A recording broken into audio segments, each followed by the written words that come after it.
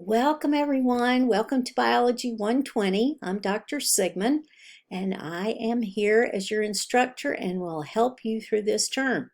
So let's see what we've got going on this week in our first week together.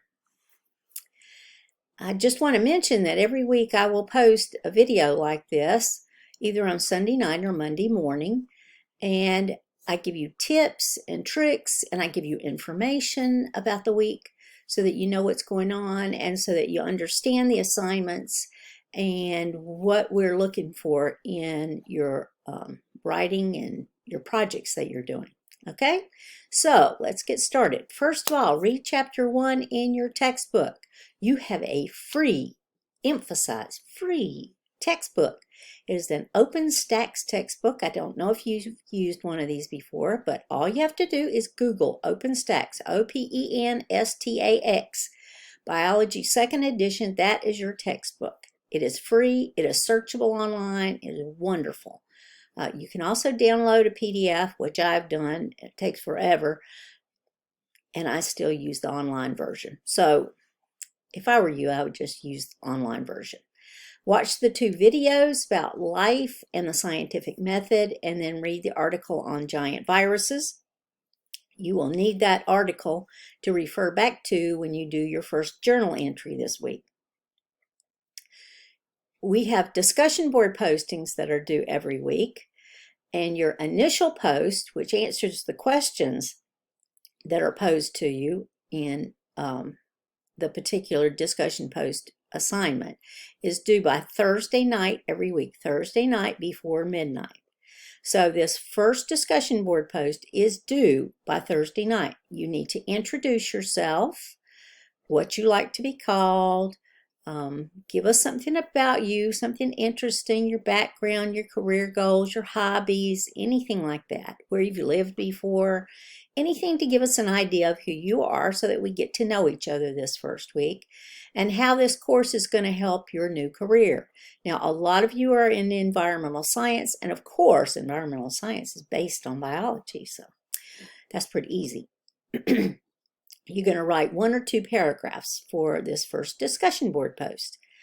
And you're going to explain why the scientific method is important in biology and give an example of how you have used it in your everyday life. If you have solved a problem ever in your life, you've used the scientific method because you had to think it through, right? And figure out what to do. If you have a flat tire, if a light bulb's gone out, if your computer's not working, whatever. You have used the scientific method. So then that's your initial post. So then by Sunday night, you need to also respond to 2 of your classmates. Now this is not just a, hey man, you were good, that was an awesome post. No. I mean, say that, that's great. That you enjoyed reading what they wrote, that it was interesting, that you have a different opinion, whatever, that's fine. But you also have something specifically that you need to cover. And in these 2 response posts that you have due this first week, you also want to share tips and resources that have helped you be successful in your college career so far. So what is it that you do that helps you be successful? Do you keep a day planner of some type? Do you write everything in your calendar? Do you use YouTube videos? Do you use the Amoeba Sisters videos? Whatever it is, share with us your tips and resources for being successful in any of your courses so that we can start using those things too. All right. And then, so you got the 3 discussion board postings, and then you've also got your first journal entry to write. And this is pretty much an essay type of assignment. And yours is about to be alive or to not be alive. What does it mean to be alive? Now, we have definitions in biology, and every organism has to meet all of these criteria. Wherever you read about the criteria of life, there will be different numbers of them. I have seen as little as 3 and as many as 9. The textbook, our textbook, uses 8, and I have them right here on this slide so that you can see them. Here are the 8 criteria of life. Now remember, all organisms, anything that's living, have to meet all 8 of these conditions or criteria, not just 1 or 2, because there are a lot of non-living things that meet a few of these criteria, including viruses. We'll talk about that in a second. So the properties of life: order. So if you look at a cell, it has organization to it, right? And that's the smallest unit of life, a cell. Order, there's always order. Sensitivity and response to stimuli. So you respond to things out there, no matter what type of organism you are. For one thing, you're always hunting for food. You're looking for food. You're trying to get food. You're trying to get something, nutrients. Even if you're a plant and you make your own food, you're looking for nutrients. You're looking for water. Reproduction, terribly important for life, of course. Otherwise, life stops. Adaptation, and this means that you have the ability to change over time as an organism, not just in behavior. So your characteristics change. And this is true in populations in particular. Growth and development, now you know that we do this as human beings, but even a bacterium, which is a single-celled organism, grows in size, grows in number of molecules, and it develops, it changes over time.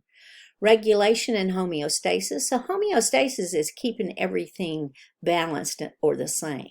Now, our bodies are super good at this. I think we forget it, and we think that we can do all these funky kind of things to change our pH. Oh my goodness. Well, all the crazy things that I've heard over time. Drink vinegar because, you know, that'll change the pH of your blood. Drink alkaline water because that's going to make you perfectly healthy. Okay, your blood pH has to stay between 7.3 and 7.4, and your body is very well attuned to keeping it at that pH. Now, things can go wrong, especially disease processes, where that pH of the blood gets out of whack. But you don't need to be trying to adjust the pH of your blood by drinking vinegar or drinking alkaline water. No, because your body does it. Okay, so that's homeostasis, and regulation is keeping everything in balance. Energy processing. Don't we all need food as organisms? Yes, we do. Why do we need food? To create energy, to run all of our cells, and to give us the little molecules that we need to build our own molecules. And then finally, evolution, and that is a change in genes in a population over time. We have to be able to change as organisms in some way through mutations, and mutations are gained and lost by different methods. So we have to have this ability to do that in order to cope with different environmental conditions. And that's just it. Life has to do that. If we don't evolve, if a species stops evolving, can't change, then it will die out and become extinct. Okay, so those are the properties of life. So my hints for you for Biology 120 is to watch my videos every week before you start your assignments.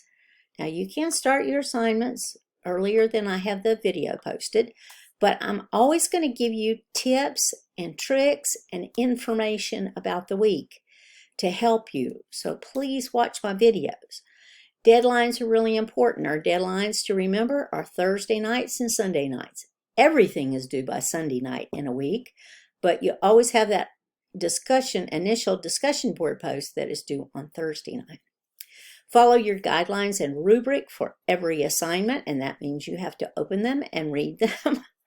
So guidelines, of course, you can figure out are instructions to help you complete the assignment. Well, what the heck is a rubric? Here's all this funky language. What's a rubric anyway? A rubric is a document that helps me grade your particular assignment, and it helps you make sure that you cover everything in that assignment. So the introduction, what's supposed to be covered in there, what's a perfect paper, what's a good paper, what's an okay paper, what's a not so good paper. So all the instructions are there for how an assignment is graded. So do look at those. Read the feedback that I give you. I will be grading everything and reading every word of everything that you're turning in, and I leave feedback. So make sure you read it. I leave it in the comment section, and I also always will leave it on the rubric. Okay, so it will always be there. And this is particularly important when you start working on your final project. You have 3 different parts of this project that you will turn as milestones. Read every one of those in detail so that you can fix everything that you need to, and your final project will be awesome. And that's what you turn in week 7. Label everything. Label everything, every assignment, every graph. We don't have graphs here, but you have graphs in lab. Everything, label everything, every topic, every section, because otherwise, how do I know what you're writing about? It's also okay to include the questions that you're given. So say, for example, in the journal entry that you have this week, you could put the questions at the top of the assignment and then write your essay underneath that if you would like. It's always okay for me, with me, for you to do that. When in doubt, if you have any questions about assignments, anything that's coming up, anything, if you have some trouble, if you're having some health issues, if you have a death in the family, whatever, please contact me. Here is my email address, m.sigmon@snhu.edu. I will leave it everywhere. Contact me if you need anything, if you're having any issues, so that we can work them out. Okay, I am looking forward to a wonderful term with you, and I'll be so happy to meet you this week in our discussion board post. I'll be talking to each and every one of you through the discussion board this week. So please do let me know if you need anything. I am here for you to help you be successful. Have a wonderful week.